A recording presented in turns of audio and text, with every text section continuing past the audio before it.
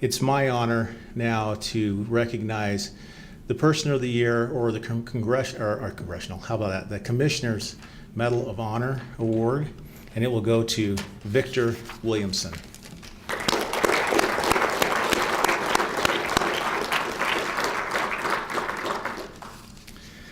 Victor was born on June 24th, 1958 in Sidney, Montana.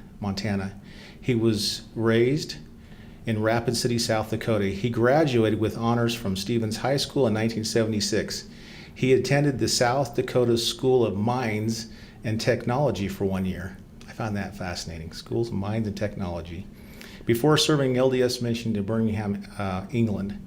After returning from his mission, he attended BYU, graduating in 1983 with a degree in elementary education. Because of his family's financial situation, it was necessary for Victor to work to pay for his own mission and college. He started working outside the home when he was 13 years of age. He was financially self-sufficient by the time he was 16. Now, I wish I could get my kids to do the same thing, believe me. Because of his hard work, he paid for his mission. With the help of grants and scholarships, he paid for his college education without student loans. Victor always loved teaching. He began teaching children as his mother's primary teaching substitute when he was 14 years of age. He was teaching Sunday school and primary classes when he was 16. He started college majoring in business, but always felt he was in the wrong major. He said that every time he passed the David O. McKay building, he felt that was where he was supposed to be. After a year of college, he switched majors and began his studies in education. Victor has always been community-minded. While attending BYU, he was a volunteer at the state hospital, working in the children's ward. He also worked as a big brother. He also spent many volunteer hours working with autistic children and gained valuable experience in dealing with all types of children and handicaps. He started a chapter of young astronauts in Central Elementary School. This chapter was a model chapter nationwide, earning praises from parents and the national office. The Central chapter of young astronauts was selected to represent the United States at international children's conferences in Japan, South Korea, and the Soviet Union. Victor also worked hard to expose local children to the world. He started the Institute of Space Camp at the Krista McAuliffe Center. For several years, children from many countries would come to Pleasant Grove for a week-long camp mixing with local children.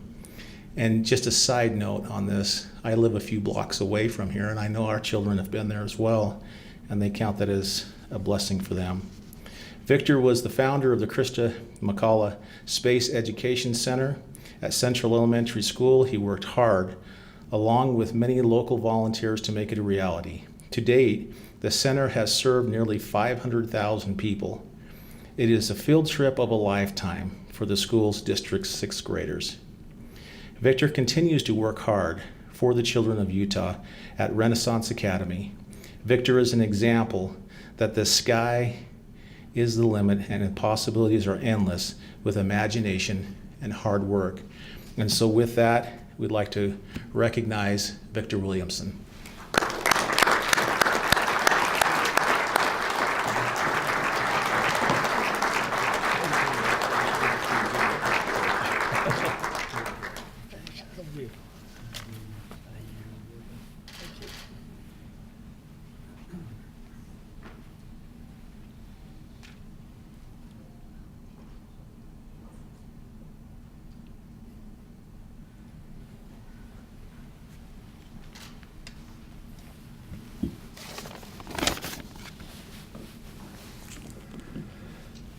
Well, when Casey came and told me that I was going to receive this honor, it's always humbling.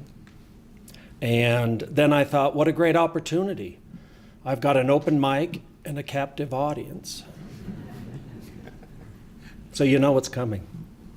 I want to thank the County Commission for this honor. What an opportunity it is to highlight the work of hundreds of people who have been instrumental in the creation and continuation of an educational program that got its start here in Utah County. These are people who have worked and volunteered at the various Space Adventure Centers over the last 28 years, serving over 500,000 people.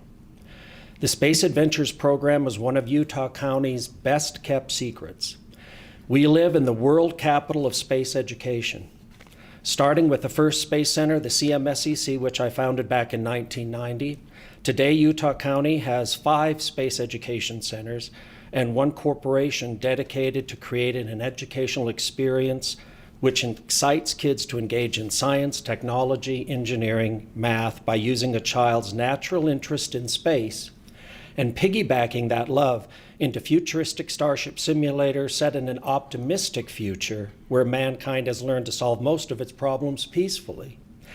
That's a real breath. That's a real breath of fresh air when you look at the current state of science fiction in the world today where everything's all gloom and doom and zombies. Here's an interesting fact for you. Did you know that Utah County has the world's largest fleet of Starship simulators? Just for future reference, in case you're ever asked, there are 13 such starships housed at Telos University, the Christa McAuliffe Space Center at Central Elementary, Canyon Grove Academy, Renaissance Academy, and Lakeview Academy. Did you know that Utah County is home to Infinity Learning, a company founded by Casey Vokes, who is with us today, and Skylar Carr, which converts school computer labs into experiential learning simulators throughout the state and soon all over the country. To date, over 60 Utah schools have Infinity Labs. Did you know that simulators based off our programs here in Utah County are opening in schools in Pennsylvania and Michigan? There's even a converted school bus simulator operated by the Children's Museum in Washington, D.C. And we have our sights set overseas as well. We have a simulator that's open in Venezuela, of all places. We also have ships belonging to Dream Flight Adventures. Utah County is where this all started. That's why I say Utah County is the world capital of space education, which means we live in a world capital of simulator-based experiential learning. I believe simulation-based learning is the future of education, whether it be a real brick-and-mortar learning centers or through virtual reality. I'd like to take a minute to introduce you to James Porter, who's with us also today. James took my place as director of the Christa McAuliffe Space Education Center when I retired from the Alpine District in 2013. James, along with the entire school district's administration and Board of Education, are working to build a new Christa McAuliffe Space Education Center with construction starting this year. This new center will bring a state-of-the-art planetarium here to Utah County. You don't need to drive to Clark. Over $1 million has been raised so far. This is real. It's going to happen. I'm on the Space Center's advisory board, and speaking as a member of that board, I'm asking for your support and help to get this done, and we want to do it right. James is ready to come and talk to you at any time, your companies, your corporations, your boards, about how you can get involved.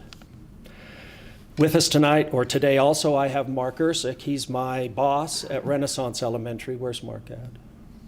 There he is. Thank you, Mark. I retired from the Alpine District after 30 years in 2013, and I wanted to return to the classroom to finish my career as the caboose.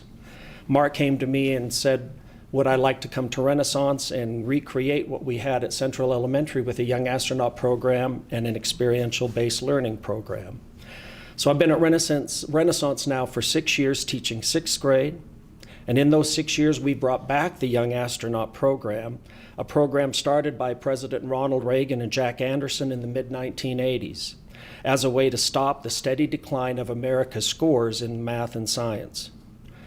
We started a new chapter at Renaissance. We currently have over 200 students involved in an after-school club.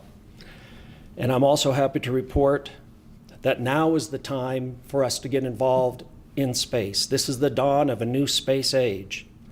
This is the time to turn our students' imagination skyward and show them the infinite frontier there is to explore. We're going to the moon, we're going to Mars within 10 years. Kids are so excited when I talk to them in my young astronaut clubs about this prospect. We can use space, we can use science to excite them, we can get them to work hard at school, and that's our goal. Krista McAuliffe was the person I named the Space Center after. You'll remember that she died aboard the Challenger. Krista McAuliffe said, "I touch the future, I teach." Well, I like to think that my colleagues and I are doing something a little different. We want to change the future, and we teach. And I invite you to join us in this endeavor. Thank you.